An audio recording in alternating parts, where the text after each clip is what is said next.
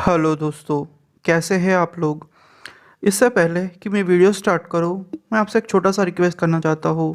पता नहीं यूट्यूब का क्या है यार, रीच जैसे बंदी हो गई है। तो यार आपसे एक रिक्वेस्ट है, इस वीडियो पे मुझे 100 लाइक्स और 100 कमेंट्स चाहिए, जिसकी वजह से मेरे इस वीडियो का रीच बढ़ेगा और ये मेरी वीडियो सब तक पहुंचेगी। तो प्लीज़ यार मेरे लिए आप इतना कर देना। थैंक यू दोस्तों। ये वीडियो एक कोलैबोरेशन है, हमने फैंटेसी हॉरर स्टोरी के साथ कोलैबोरेट किया है। पार्ट 2 मैं मेरे चैनल पे अपलोड करने वाला हूँ, और अगर आपको पार्ट 1 सुनना है तो आप उनके चैनल पे जाइए और उनके चैनल विज़िट कीजिए और पार्ट 1 सुन सकते हो। आप उनके चैनल पे जाके उनको भी सपोर्ट दिखाइए, उनके चैनल को सब्सक्राइब करके। तो चलिए शुरू करते हैं आज की कहानी। विनीता को इस घटना से इतना बड़ा आघात पहुंचा कि वो वही बेहोश होकर गिर पड़ी। माताजी ने गांव वालों से कहा कि वो विनीता को उठाकर मंदिर की उनकी कोठरी में सुला दे और लक्ष्मी को लेकर स्मशान चले। सारा आसमान गूंज रहा था, जो गांव वालों को दुखी कर रहा था। लेकिन पिशाचिनी के बारे में सोचकर फिर उनकी कोमल भावनाएं कठोर हो जा रही थी। बूढ़ी अम्मा के लिए भी ये बहुत बड़ा सदमा था।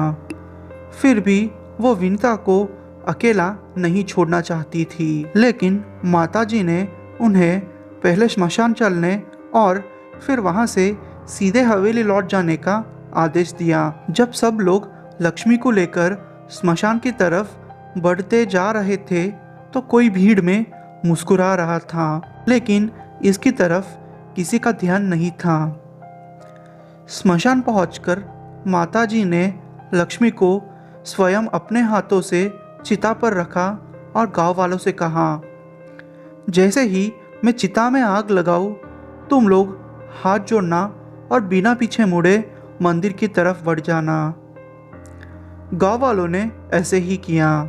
चिता की जलती हुई लपटों की गर्मी मानो सारे गांव में फैल गई थी। करीब 3 घंटों के बाद माताजी मंदिर पहुंची और गांव वालों से बोली, अभी रात के 12 बजने में 1 घंटा बाकी है। कुछ लोग स्मशान जाकर चिता की राख ले आओ और सभी गांव वालों में बांट दो। सब लोग अपने अपने घर पहुंचते ही राख को अपने दरवाजे के पास अंदर की तरफ छिड़क देना। अब वो पिशाचिनी कभी लौटकर नहीं आएगी। यह सुनकर सभी गांव वाले प्रसन्न हो गए और माताजी के नाम का जयकारा लगाते हुए स्मशान चल दिए। माताजी के आदेश अनुसार सभी घरों में राख छिड़की जा चुकी थी। बेचारी विनीता अभी भी बेहोश थी। उधर हवेली में बूढ़ी अम्मा की आंखों से भी आंसू नहीं रुक रहे थे। चांदनी भी लक्ष्मी को याद करते रोते रोते जैसे सोई थी। आज बहुत लंबे वक्त के बाद गांव के लगभग सभी लोग चैन से सो रहे थे, लेकिन अगर कोई जगह था तो वो मंदिर में उपस्थित माताजी थी। जैसे जैसे रात गहरी हो रही थी, उनकी आंखों में एक अनोखी चमक आती जा रही थी। कुछ देर के बाद वो उठी और अपनी लाठी थामे धीमे कदमों से हवेली की तरफ चल दी। हवेली का भारी भरकम दरवाजा उनकी लाठी के स्पर्श से खुलता चला गया। अपनी चौकन्नी नजरों से चारों दिशाओं में देखती हुई वो एक कमरे में पहुंची और बिना देर किए अपने कमंडल के जल को सामने नजर आ रहे साये पर फेंक दिया। जल के छींटे पड़ते ही एक भयानक चीख से हवेली के साथ सारा गांव कांप उठा।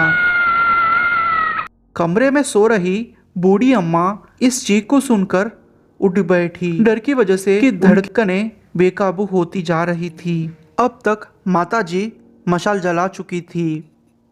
चीख की दिशा का अनुमान लगाकर कुछ गांव वाले भी वहां पहुंचने लगे थे। माताजी कुछ कहती कि वही बिस्तर पर सोई चांदनी भी जोर जोर से रोने लगी। उसकी तरफ ध्यान जाते ही जैसे कि बूढ़ी अम्मा ने उसे गोद में उठाना चाहा, माताजी ने उन्हें रोक दिया और बोली, अभी सबने जिसकी चीख सुनी यह वही है, असली पिशाचिनी।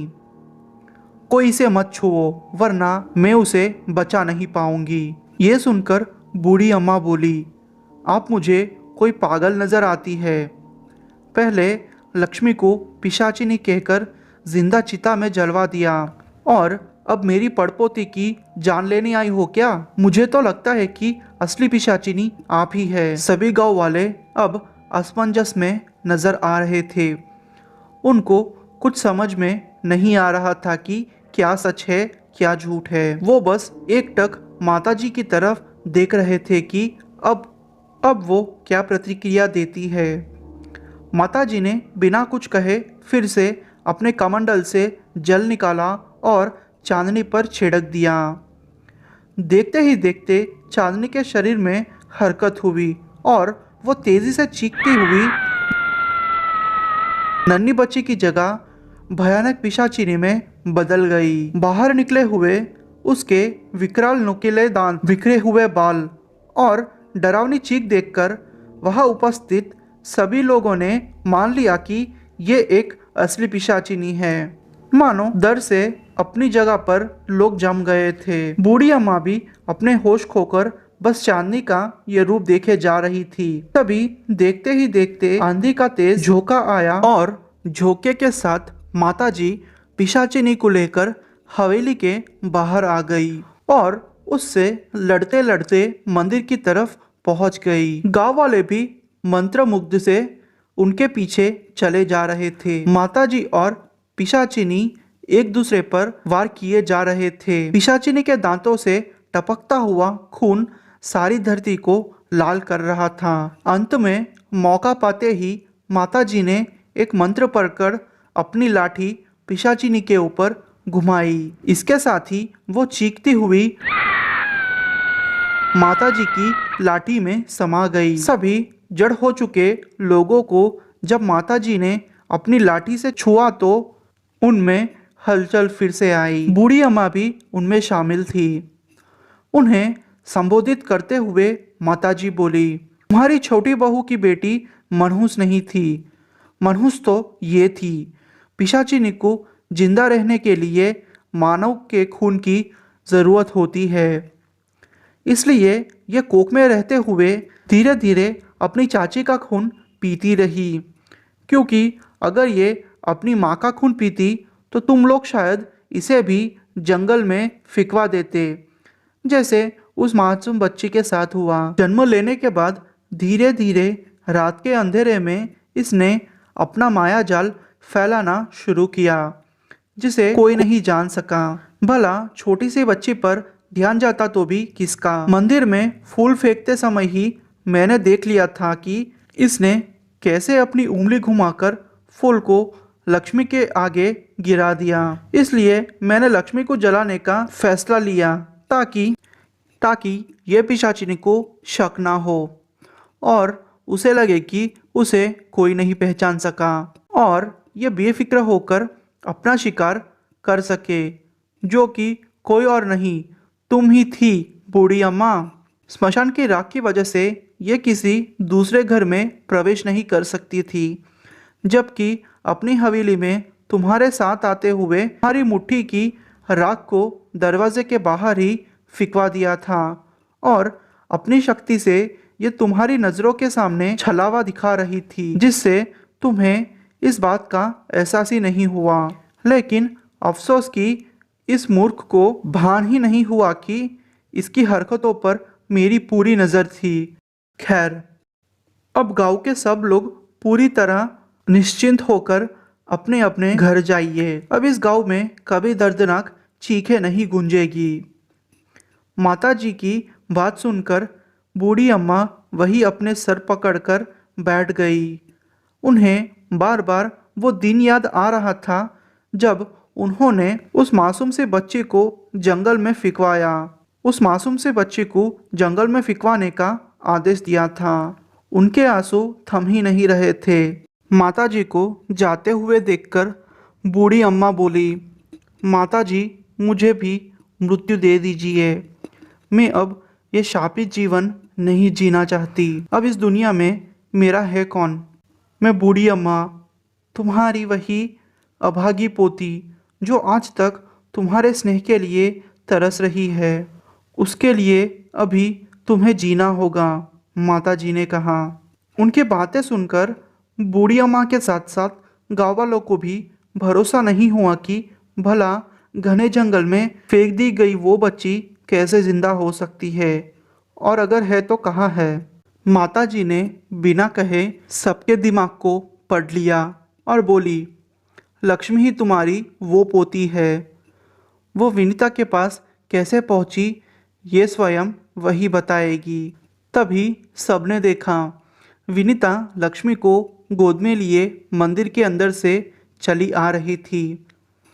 माताजी के कहने पर विनीता बोली, जब मेरे ससुराल वालों ने मुझे घर से निकाल दिया तब मैं रोती हुई जंगल की तरफ अपने जीवन का अंत करने जा रही थी। तभी मेरे कानों में बच्चे के रोने की आवाज़ आई। आवाज़ की दिशा में जाकर मैंने देखा कि एक बेहद कमज़ोर, लगभग मरने के कगार पर बच्ची पेड़ के नीचे पड़ी हुई थी। मैंने जल्दी से उठाकर उसे सीने से लगा लिया। वो भी रोना भूलकर मुझसे झपट पड़ी। तभी मेरे आश्चर्य का ठिकाना नहीं रहा कि जब मैंने देखा कि मेरी छाती से उसके लिए दूध निकल रहा है। पेट भरते ही बच्ची चुप होकर मेरी गोद में सो गई। इसे मैंने ईश्वर का संकेत समझा और उस बच्ची को लेकर चुपचाप अपने मायके आ गई।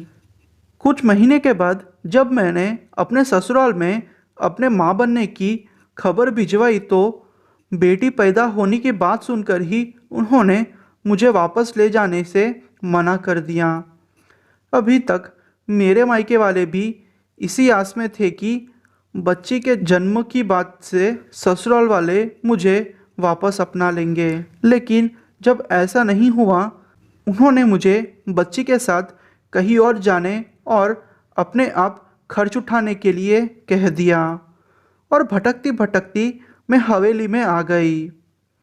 विनीता की बात सुनकर ही बूढ़ी अम्मा उसकी गोद से बच्चे को लेकर दुलारने लगी और बोली, विनीता, आज से तू मेरी बेटी हुई और ये अब मेरी पड़पोती नहीं, मेरी नातिन हुई। अब मुझे छोड़कर कहीं मत जाना दोनों। उनकी बात सुनकर विनीता ने उनके चरण छू लिए। लेकिन माताजी, लक्ष्मी को तो आपने हमारी आंखों के आगे जला दिया था ना, फिर ये बच्ची कैसे? गाँव वालों ने अपनी जिज्ञासा जाहिर की। माताजी पुजारी जी की तरफ देखकर बोली, जब तुम लोग लक्ष्मी को लेकर स्मशान की तरफ बढ़े तभी मैंने पुजारी को सारी बात बताकर उन्हें भीड़ के बीच से निकालकर स्मशान में छुप जाने के लिए कहा। मेरे आग लगाते ही जब तुम लोग मुड़कर वहां से चले गए तब मैंने पुजारी जी की मदद से जल्दी से लक्ष्मी को चिता से उठाया और पुजारी जी को फिर भीड़ में शामिल हो जाने के लिए कह दिया। 3 घंटे के बाद मंदिर लौटते हुए लक्ष्मी सुकून से गहरी नींद में सोई हुई मेरे थैले में थी, जिसे मैंने नज़र बचाकर कमरे में विनीता के पास पहुंचा दिया। माताजी की बात सुनकर सबने दांतों तले उंगली चबा ली। सबकी जिज्ञासा शांत करके माताजी जाने लगी तो एक गांव वाले ने कहा, लेकिन माताजी, आपने ये तो बताया नहीं कि आप है कौन, और इस उम्र में भी आप इतनी खतरनाक पिशाचिनी का सामना कैसे कर पाई? सभी गांव वाले उत्सुकता से इस सवाल का जवाब जानने के लिए माताजी की तरफ ही देख रहे थे। माताजी की तरफ देख रहे थे कि तभी मंदिर की सारी घंटियां जोर जोर से बज उठी और एक तेज हवा का झोंका आया। अगले ही पल सबने देखा वहां माताजी का नामो निशान भी नहीं था। गाँव वालों को भरोसा हो गया कि कोई दैवी शक्ति ही उन्हें इस भयानक आपदा से बचाने आई थी।